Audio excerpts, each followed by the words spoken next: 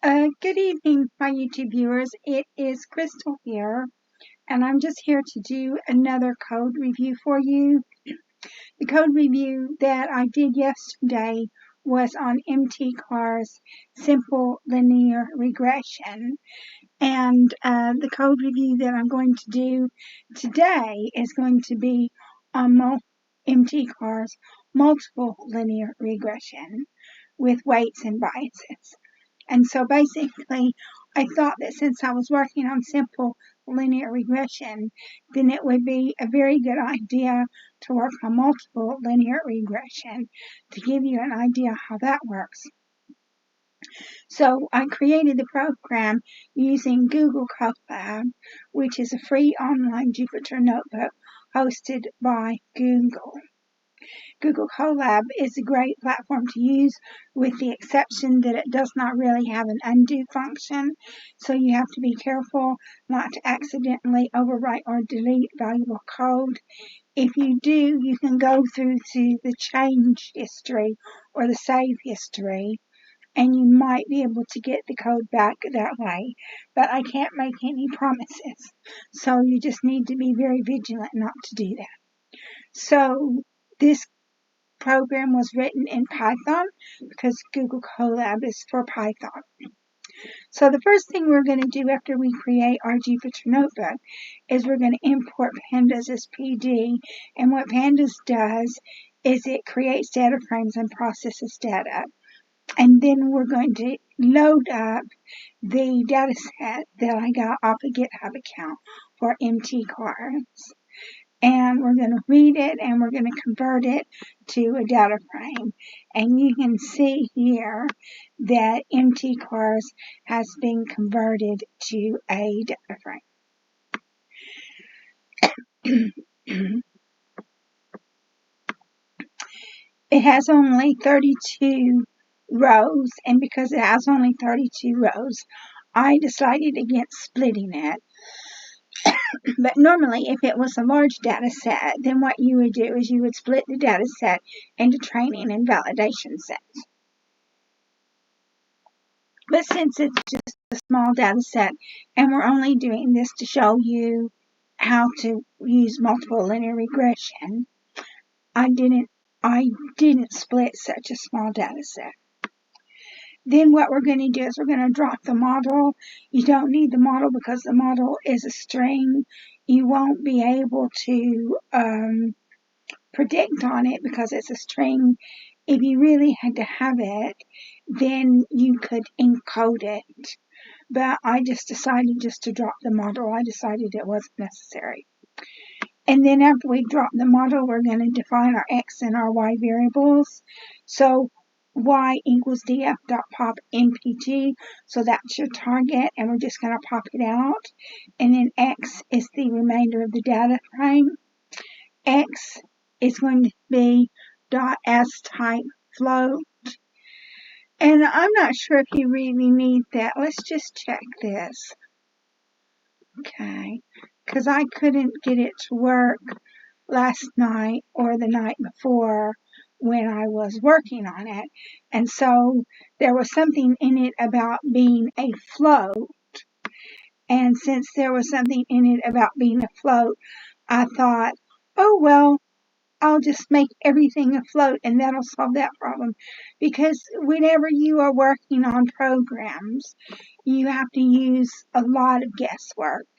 And so that was some guesswork I used, but you don't really need the float. I took the float out and it works fine. Okay, so normally what we would do is we would standardize or normalize our data, the x, but you don't need to standardize it or normalize it. But I just left the code in there just in case you get some data that needs to be standardized and normalized. Okay, and then what we're going to do is we're going to import Seaborn, which is as SNS, which is a statistical visualization library, and we're going to plot the data. So your x variable is your DISP, and your y variable is going to be y, which would be miles per gallon. And then your data is your df.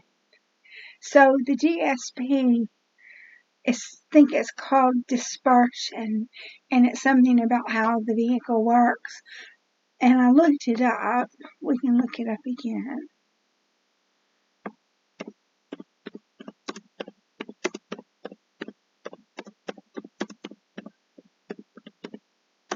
What is DISP? Means displacement or gross horsepower. So that's what it is, just in case you were wondering what it is. So after we have pre-processed data, then we're going to use the sklearn linear regression to train it and predict on it. So it's going to be pretty much the same code that we used for simple linear regression. And then we check our root mean squared error, RMSE, and your root mean squared error is 2.14, so it's less than it was with simple linear regression. With simple linear regression, I think it was 3.14. And then I just made a little data frame where it compares the actual values to the predicted values. So if you want to look at the actual values and see how they stand up against the predicted values, you can.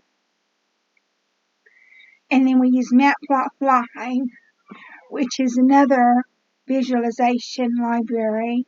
You import matplotlib.pyplot.splt, and we visualize the actual points against the regression line.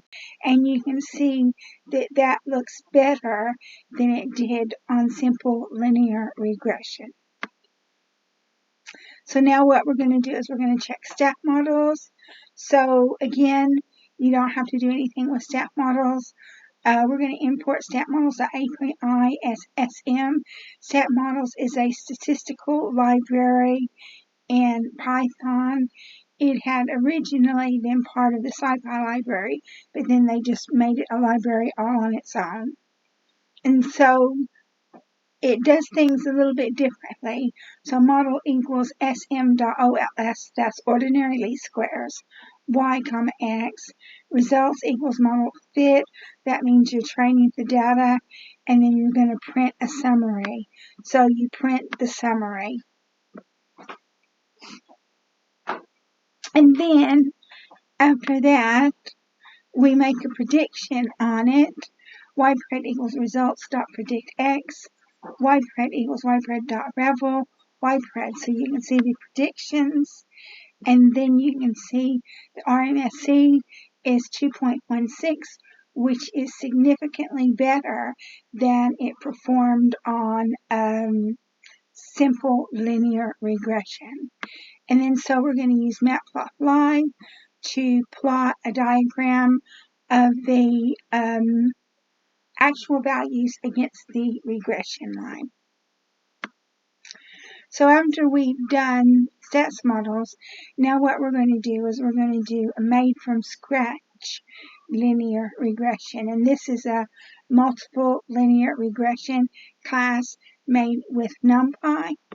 So you have a function where you initialize all the variables, and then you have the fit function, and what the fit function does is the fit function trains the data, and then you have the predict function, and the predict function makes predictions on the data.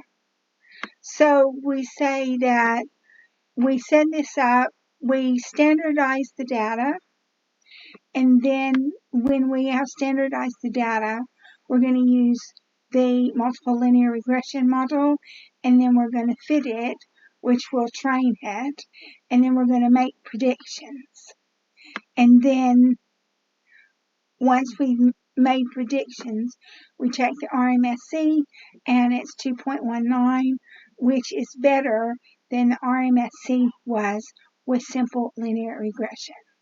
And so what we do is we use matplotlib, so we plot the actual values against the regression line. And so you can see how the actual values fit against the regression line. And now what we're going to use is JAX. JAX is similar to NumPy, but it's not totally like NumPy. So in many instances, you can just take JAX and swap JAX out with NumPy, or swap NumPy out with JAX, I should say. But their random numbers are different, and since their random numbers are different, you have to use extra code for random numbers. And then their arrays are immutable. So because the arrays are immutable, it's more difficult to work with. But you've got your initialize function, you've got your fit function that trains the data, and then you've got your predict function. And then so x equals jmp.asArray x and y equals jmp.asArray y. So you have to convert the data to an array. And then what you do is model equals multiple linear regression, and then you're going to fit the model which trains it, and then you're going to make predictions on the model.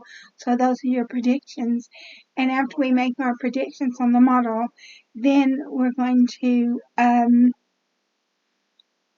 check the RMSC, that's what it means for an error, and you can see that that's 2.19, which was the same as NumPy. And then after you do that, then what you're going to do is you're going to use Matplotlib to plot the actual values against the regression line, and you can see that. And so that is the end of this code review. So we've done a multiple linear regression. We've used sklearn, stats models, NumPy, and JAX. We couldn't use SciPy, and the reason why we couldn't use SciPy is because SciPy has a function for simple linear regression, but as far as I'm aware, it doesn't have a function for multiple linear regression.